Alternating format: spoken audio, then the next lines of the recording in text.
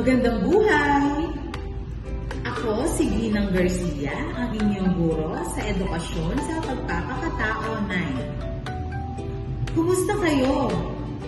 Sa araw na ito, ang ating paksa ay ang katarungang panlipunan. Sa pagkamulat natin sa pagiging patas, natututo tayo na tratuhin ang iba ng may paggalang, kabaitan, at pagpapahalaga sa pagbibigayan, pagtatanggol sa ibang tao, at katapatan. Kailangan ding matuto na ilagay ang sarili sa sitwasyon ng iba.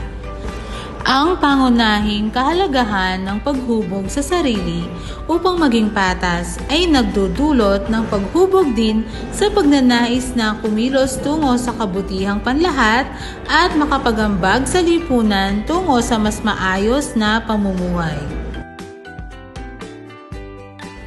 Ito ay ang pagpapahalaga sa kanyang hindi malalabag na espasyo ng kanyang pagka-indibidwal at ang kanyang dignidad bilang isang tao. Ang pagkatao ng tao ay isang katotohanang nangangailangan ng ating pagbilala at paggalang. Ito ay hindi lamang dahil ikaw ay tao, kundi dahil ikaw rin ay namumuhay sa lipunan ng mga tao. Ang pagiging makatarungan ay minimum na pagpapakita mo ng pagmamahal bilang tao na namumuhay na kasama ang iba. Ayon kay André Comte Sponville, isang French philosopher, isa kang makatarungang tao kung ginagamit mo ang iyong lakas sa paggalang sa batas at sa karapatan ng kapwa. Ikalawa, isinasaalang-alang mo rin ang pagiging patas sa lahat ng tao. Ikatlo, itinatalaga mo ang iyong sarili sa kabila ng napakaraming hindi patas sa sitwasyon na maaaring nararanasan mo at minsan ay ikaw rin mismo ang may gawa. Karapatan ng bawat isa na mabuhay at mamuhay nang hindi hinahadlangan o pinanghihimasukan ng iba. Kung nilalabag ang karapatang ito, mawawalan na ng katarungan. Ang pangunahing prinsipyo ng katarungan ay ang paggalang sa karapatan ng bawat isa anumang ugnayan mayroon sa iyong kapwa.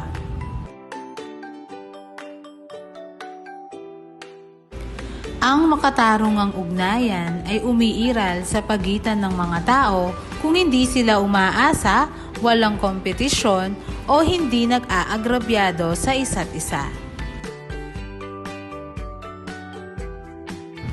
Hindi makatarungan ang ugnayan sa lipunan kung ang isang panig ay nagbibigay hadlang sa pamumuhay ng kabilang panig.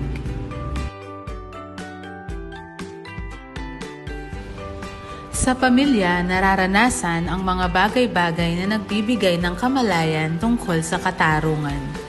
Dahil sa kanila, unti-unti kang nagkakaroon ng kakayahan na maunawaan kung ano ang katarungan. Dahan-dahang nauhubog ang iyong pagkatao sa paggabay ng iyong mga mahal sa buhay. Mula nang mahubog ang iyong konsensya, natutunan mo na ang katarungan at kawalan ng katarungan.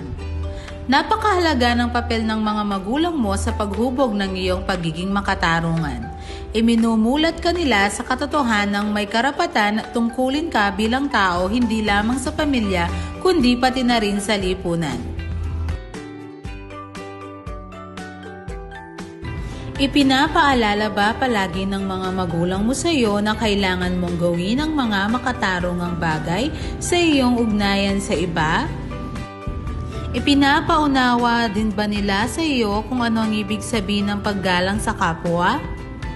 Nilinaw ba nila sa iyo ang pagkakaiba ng mga sirkumstansya ng iba't ibang tao lalo na ang mga nakapaligid sa iyo?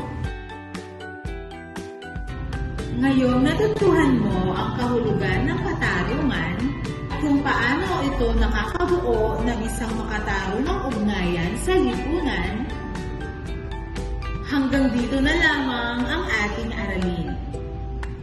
Muli, ako si Ginang Risa Garcia, ang iyong guro sa ESP 9. Hanggang sa muli at magandang buhay!